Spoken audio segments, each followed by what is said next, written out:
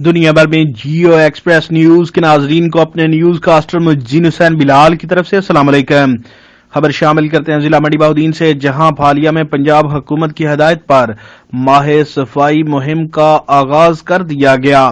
Administrator, municipal committee اور chief officer کی قیادت میں سینٹری عملہ اور دیگر ٹیموں نے شہر میں ہنگامی بنیادوں پر کام شروع کر دیا۔ میونسپل کمیٹی بھالیا کے سینٹری و انکروچمنٹ عملہ نے حکومت پنجاب کے ویژن کے مطابق ایڈمنسٹریٹر محمد عرفان ہنجرا اور چیف آفیسر چودھری عرفان احمد گوندل کی سربراہی میں سینیٹری انسپیکٹر محمد وسیم انجم نے بھالیا شہر کو صاف ستھرا اور سرسبز بنانے، مین ہولز کے ڈھکن لگوانے، مین شاہراہوں و مقامات پر پانی کے چھڑکاؤ، سٹریٹ لائٹس کی مرمت، بس اڈے اور اوپن پبلک مقامات، مساجد، قبرستانوں، گرجا گھروں، عبادت گاہوں، پارکس اور گرین بیلٹس کی صفائی کے علاوہ شہر کو وال چاکنگ سے پاک کرنے کے لیے جاری کردہ پلان پر عمل درآمد شروع کر دیا۔